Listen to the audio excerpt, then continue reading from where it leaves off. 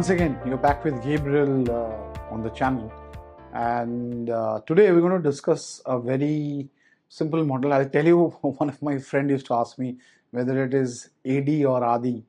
So we will go with ADDIE. You can call it ADDIE, you can call it ADDIE, whichever way. But it's one of the first model that is used in corporate training, and it's morely from a structured design. So we'll quickly try to understand what's the model in about, how can we enhance the training effectiveness, what's the model all about, and how can we use it. So basically, introduction to the ADDIE model: analysis phase, design phase, development phase, implementation phase, and evaluation phase. So that is ADDIE, and then we'll conclude the ADDIE in corporate training. That's what the agenda for the day is all about. Now, typically, the ADDIE model was initially invented by the US universities, and they were trying to find out a model which can help facilitators create more robust programs, which will help them to create an ability to create a particular model which can be used by n number of facilitators around worldwide, and they can give you that kind of a notion where I know where exactly to work on. That is how they created this model, which is analysis, design, develop, implement, and evaluate. So ideally, that's what the thought process is all about.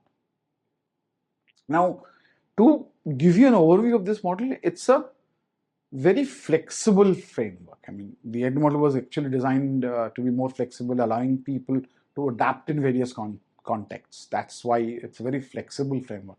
And it's also very systematic. I mean, probably one of the few models who are flexible yet systematic, who is sequential yet it gives a global image or a global perspective or an outcome perspective training, and it also gives us a good approach not only to the learning journeys but also for a workshop also. So for example, when we discuss the entire ADDIE model, we'll try and understand from a workshop perspective and from a journey perspective.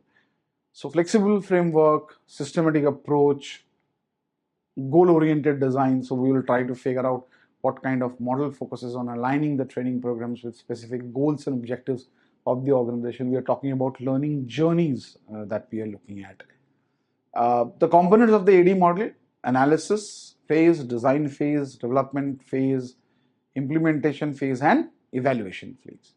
When I say analysis phase, the analysis phase involves assessing the learning needs and understanding the goals of the training program. Typically, when you want to create a goal, or when you want to have why am I doing this program, or what is the need to do this program, that is what we do analysis phase. The typical tools are used in this phase is training need analysis, training need identification, training need objectives, training need outcomes. So TNA, TNI, and TNOs are being done at this level. That's the tool that is used in analysis phase. When we talk about design phase, it is typically where the overall structure of the training program is developed. So the assessments, the learning objectives, the outcome, the flow of the program, how will it happen. So basically, this is where I create the program design, or basically the instructional design that will be done or typically given it to the audiences. So if I'm doing multiple programs, then I might have multiple sheets of design in this particular phase. Tools are used: ISD structures, methodologies, learning concepts, and all these phases. Now comes your development phase. Now, development phase is actually where you create the actual training material, the workbook, the faculty guide, the deck, or the PPT, whatever models or modules you want to create, whatever the assessment, whether it's a role play, whether it is the actual one. And this is actually the replica of the design phase. Now, when I say replica, doesn't mean that we'll just pick up the design phase and put it onto the development phase. No. When I say replica, design is basically your menu card, and development phase is your actual food. So if your design phase is wrong, then your development phase is going to be wrong. If your design phase is absolutely correct based on the analysis, and when you do go for the developmental phase, it's absolutely right to do. Now, this is we have not yet started facilitating. Once we go to the implementation phase, this is where it is delivered. It is basically when you are facilitating the workshop. when you are ensuring all the materials, all the logistics, all the games, all the activities, the role plays are being done. So basically, when I say implementation, I say I am facilitating the program. Like now, I am doing this session for all you through a video based learning system through our channel. So basically what I intend to do out here is it's all about the thought process of what ADDIE model is all about. It's all about the implementation phase and everything, but this is core facilitation. Evaluation phase, the evaluation phase actually assesses the effectiveness of the training program to ensure that the learning objectives and organizational goals are met. This phase can happen multiple bracket or a single bracket. For example, I don't want to create an evaluation over a period of time. I just wanted to check how the program was. After the program, you take a feedback. I want to check after the program what is the knowledge retention. So I do pre and post. So there are two sets of evaluation. I said no, I don't want to restrict myself only to feedback of the program as well as the knowledge retention. I want to check whether there is a behavioral change or not. So I create an evaluation phase based on probably 6 months, 9 months, or a year based on the input model. And then I might say what's the business impact. So it is actually a prolonged phase, but it depends on you how you want to take it. So once again, reworking on the model. Analysis phase, the tools are used is TNA, TNI, TNOs. Designs phase, it's basically the program design. You create the design, you design the overall structure of the program, all training objectives, assessment strategies, everything. Then comes your development phase where you actually create the training materials, the deck, the PowerPoints, the workbook, the facilitator guide. This is pre-facilitation. Then facilitation. So if I put it in that way, it is the implementation phase where you actually deliver the workshop based on the analysis, design, and development.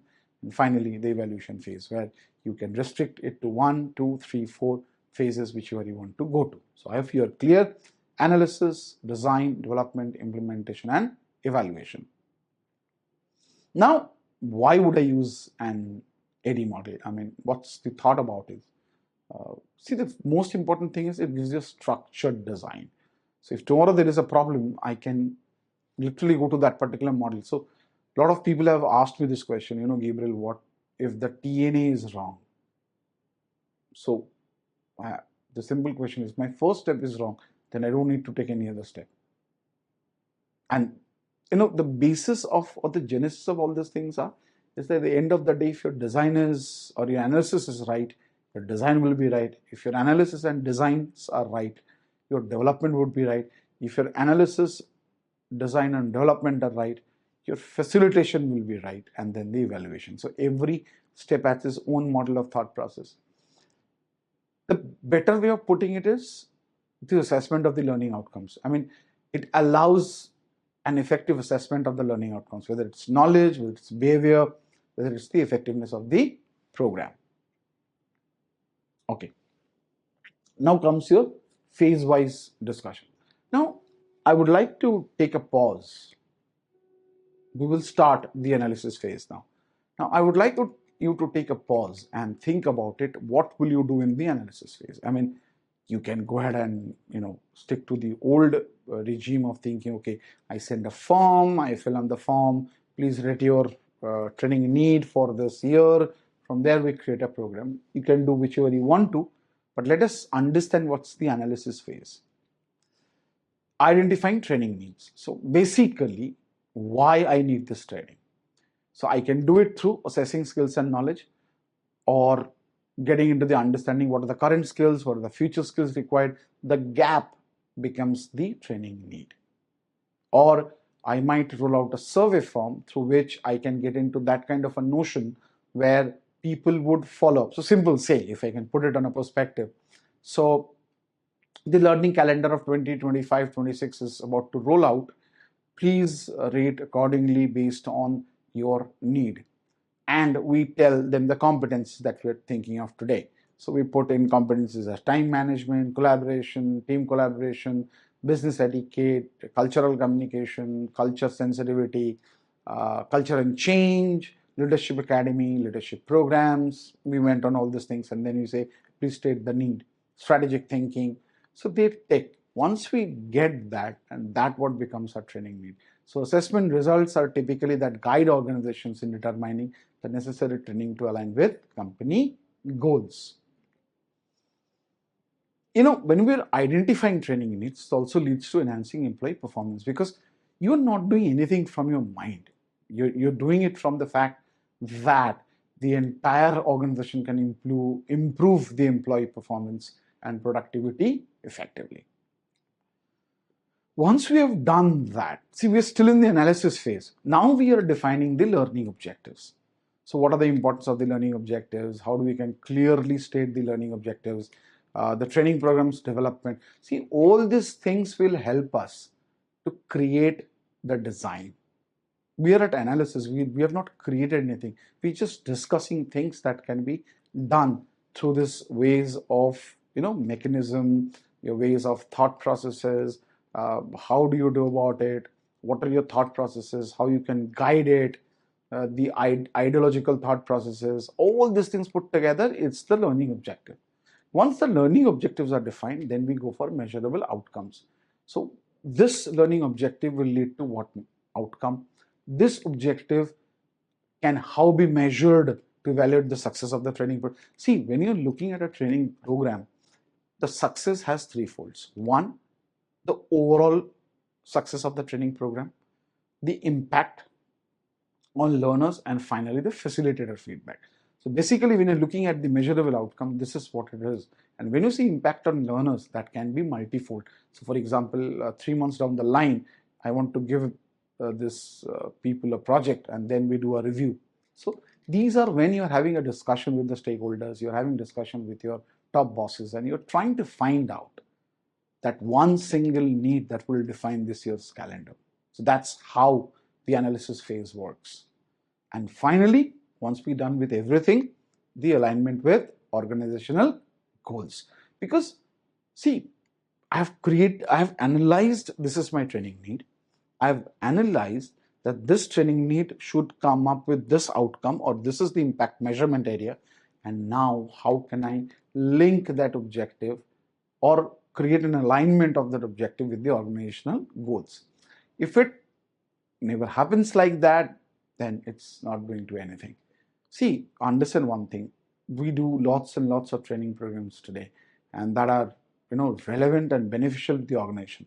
What we are asking you to do is we want to create a process, a structure that can be imbibed in a way so that I know exactly where the problem is. I change it. I want to give you a very simple example. I mean, thought process wise, you might think, why this example? If you see across India, there are a lot of roads that are made of concrete, right? Initially, it used to be typically the tar road or the pitch road, where they used to, use a heat to boil it down and then pour it on the road and make it an alignment. Make it the road and then go it from there. Today, if you see in most of the places, we are creating concrete roads. Now, there was a question being raised that isn't it costly because you do blocks, you don't do a stretch in a way. So even in under a kilometer road also, you might do 6 blocks or 7 blocks or 12 blocks, and every block is divided into those small segments. We were told that the initial implementation or the analysis was high, but the cost of it in a long run is very low because it's low maintenance. Second, if there is a problem in the road, then you only take care of that part. You don't have to go ahead and take care of the entire road. So that means the entire road is operational, and yet I can work on it. So that's what analysis or alignment with organizational goals works. That today, if I think of any road in India which are connected to the highway, cannot be stopped overnight just because there is a problem on the road, plus the traffic and all these things. So you have to think of a way where you can divert all these things yet being operational. That's what the analysis phase is all about. Now, since you have done with the analysis, now let's come to a design phase.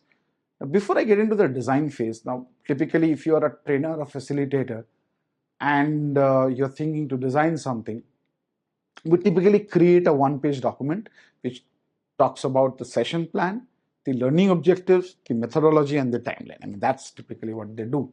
But let us understand that it gives you a comprehensive curriculum. See, a well-structured curriculum is the best guide for the training process. And with all the necessary topics covered. So where will the assessment happen? What time it is going to happen? Who will cover this topic? What are the methodology being used? Plus engaging activities. So incorporating various activities helps maintain participant engaged and the facilitator with effective learning experience. So it helps you to create a detailed training plan. So for example, if you're doing a 2-day workshop with 3 facilitators, so even if you can create a column which says Gabriel 1, Gabriel 2, Gabriel 3, that means it's very clear who is taking that. And it becomes easier for the participant to remember from a feedback, from an impact, from a learner experience perspective. Most importantly, it gives you timelines to develop. See, some activities today in your kitty might be ready. You want to do a communication activity, want to do a normal listening activity, you might have ready and you can do it. What about other people? People who are joining your team, people who are reporting into you and they are training the same material. Will they be able to deliver the same way you deliver? So it creates a detailed training plan which gives you the analogy of hitting it exactly where it's supposed to be done, the impact. So if today Gabriel has created an entire training plan with timelines, with tracking and everything, I mean, anybody, if tomorrow Gabriel is not, then somebody else is going to deliver that workshop. That person will be completely clear what has to be done.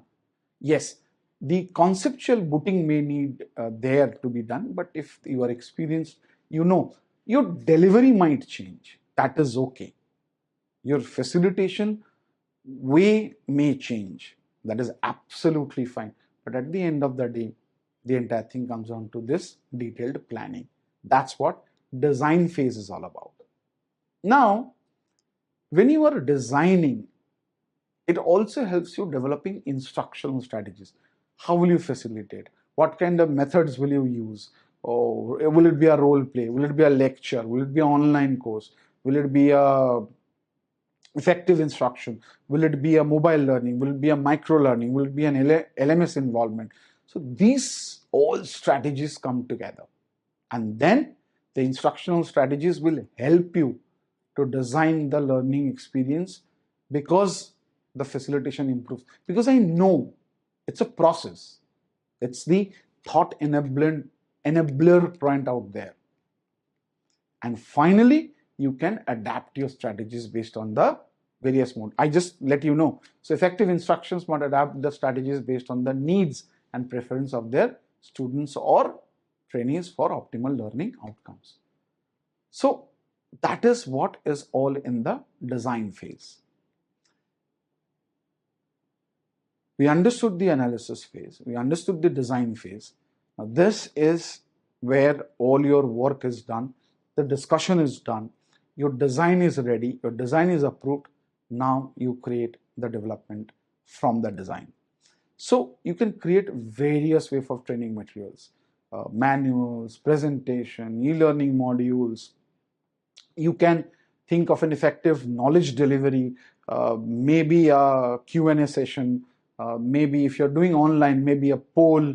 If you want to play an activity with Q&A, you might use Mentimeter. But if it is all written there, I know what I have to create, by when I have to create, who will be responsible for this creation.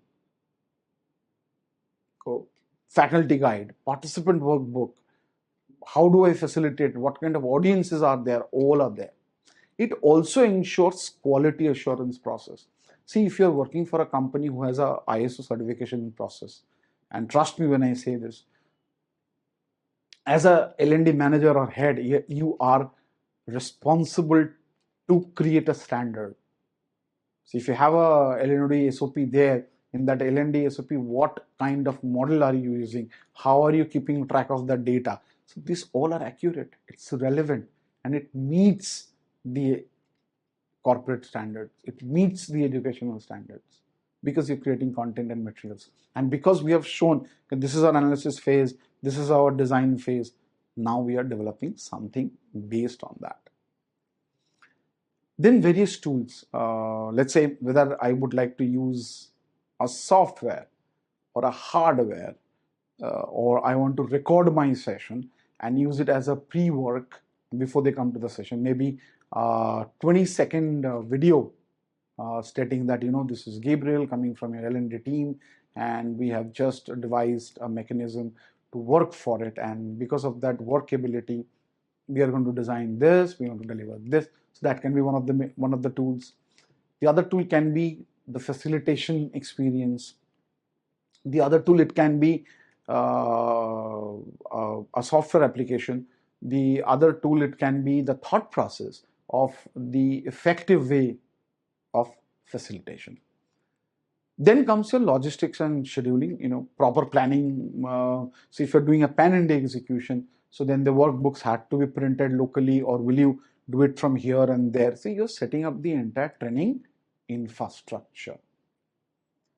And most importantly, if you look at that, it comes from a scheduling perspective also. So all when these things are done, so we completed the actual process of analysis. The tools I said it prior, that you use a TNI, TNA, or a TNO. Then you go to the design phase. You create the design. How will it happen? The entire program architecture, entire things, and then you go to develop it. The tools that you use, how it can be hardware. You're using Microsoft Teams or live camera, or you're using Microsoft Teams or Zoom. So all this being scheduled, you can write it in the program design, then the logistical planning, then the scheduling the entire event, and finally executing the sessions. Once we have done all these things, then we go to the implementation phase. Think for a minute that in the implementation phase, when you think of the ideological thought process, what happens there? So it's basically the facilitation. What you do with the facilitation that matters is the ideological thought process, the way that you do, the way you deliver the program, whether you are doing it online, ILT, whether you're doing offline, which is ILT, whether you're doing online, which is VILT.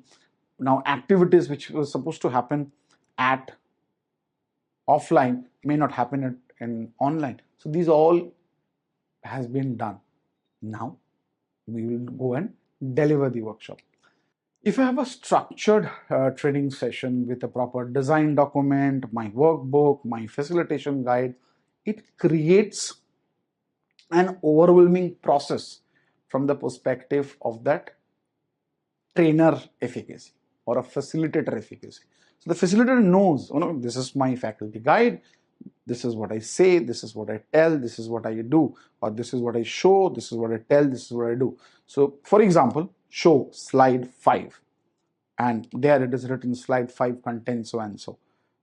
Then tell what the trainer should say out here, and then do what the trainer would do, maybe a role play, maybe a Q&A session.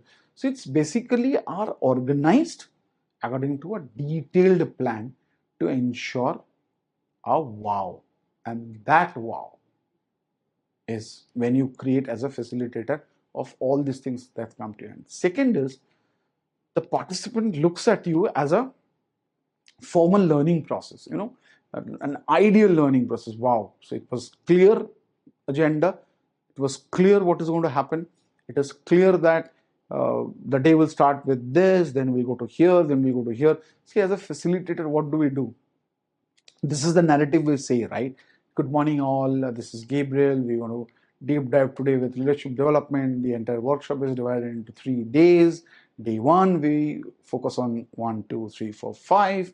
Day 2, we focus on 1, 2, 3, 4, 5.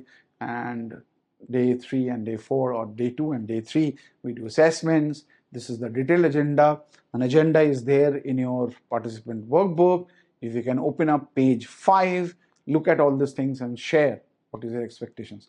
When an audience or a learner is looking from that perspective, he or she feels, wow, so this is what is happening.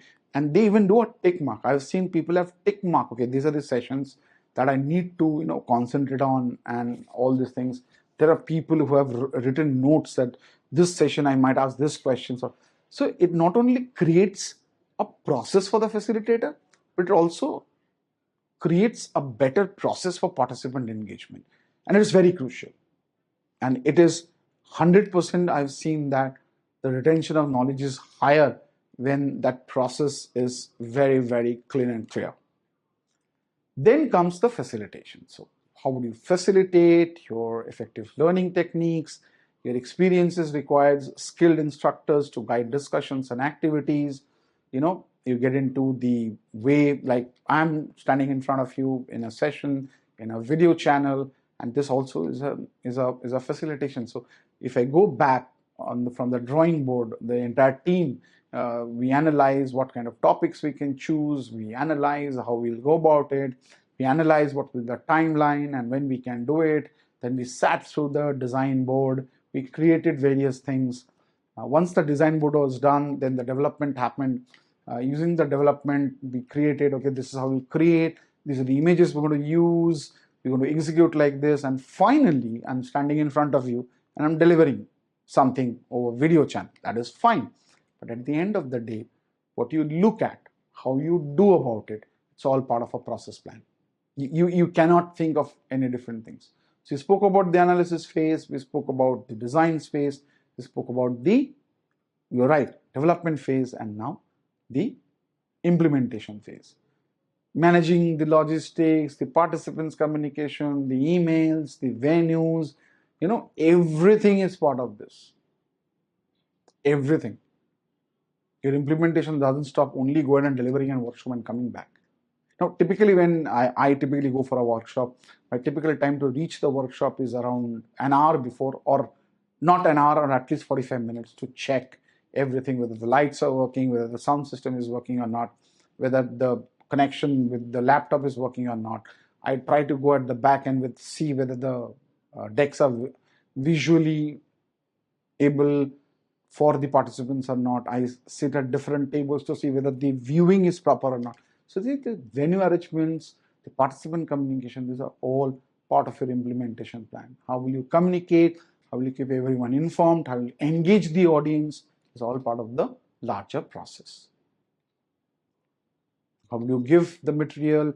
How will you, okay, whether you want to give the workbook on the start of the training, whether you want to give it after half a day.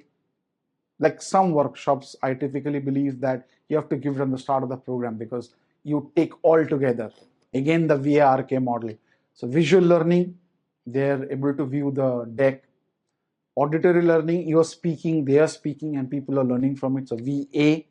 You use the workbook for reading and writing. That is there. And finally, kinesthetics. Based on things, they do a role play. See, the entire thing is based on a successful learning experience and nothing else. You get into the guiding sessions, you get into encouraging participations, you get into everything. Facilitator, you should typically follow Gani's 9 level of instruction, which is amazing because that is what the facilitation is all about. You are getting into guiding a session through a proper way. You're encouraging participation. You say to one person, why don't you answer this? The contribute of diverse perspectives are heard and included. See, it's a one single unit. It's not like I am a facilitator, I will do whatever I want. You can't. And finally, meeting the learning objectives. Why? Because that's what we're here for. That's what's analyzed. That's based on what the design was made. That is what development was done. That is how we create those, and ultimately, finally, we're meeting the learning objectives. Now, we come to the final phase. So ADDIE. We come to the final phase, which is the evaluation phase. Before I start the evaluation phase, what I tend to tell all of you is, see, evaluation phase can be divided. It can be a shorter version, it can be a mid-term version, or it can be a long-term version. That's what my experience is. And when I think about this, so my initial evaluation can be what? A program feedback, or a learner evaluation, or a pre and post. So let us take a little bit of understanding what goes through all in collecting feedback and data. As I said, it identifies areas of improvement for the program, for the facilitator, for the material, for the venue, everything. Quantitative data helps quantify the training impact, providing measurable insights which can guide future decisions.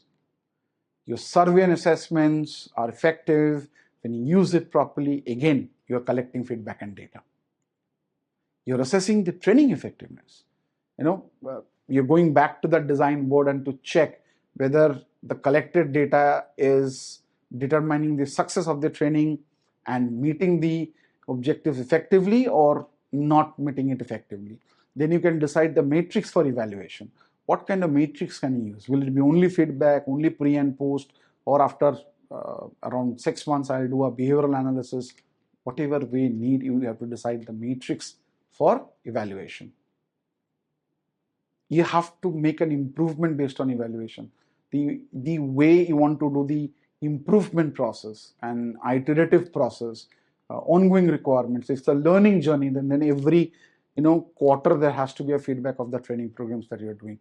Individual program plus overall impact of that quarter or overall learning journeys of that quarter, whether I'm reaching that coveted point of execution or not is the key idea. This also will help you to enhance your training programs. Your adjustment is based on evaluation, it's on results, it's on feedback, it's on future training programs. It all leads to better outcomes for participants. So the conclusion is, if I look from an ADDIE model overview, it's a systematic approach. It guides the developmental plan. It creates a tailored training program in any environment. There are 5 phases of ADDIE: analysis, design, development, implementation, and evaluation, which is a complete process. And most importantly, it improves learning outcomes. It caters to everything. And if you apply this model, it will give you an exact curriculum of all these things. So, end of the day, when we try to conclude everything, I would say, remember the difference. Training as a program versus training as a process. Training as a program is something which you go and deliver. You're not worried about the outcome or the learning needs or the applied objectives or linking it back to outcomes. But training as a process is just what I said in front of you. You analyze the need, you design the document, you develop the materials, you implement the workshop, and you evaluate. With that note, I thank you for listening to me. If you need anything, route us back to our channel. We'll be helping to give you answers for that. Thank you.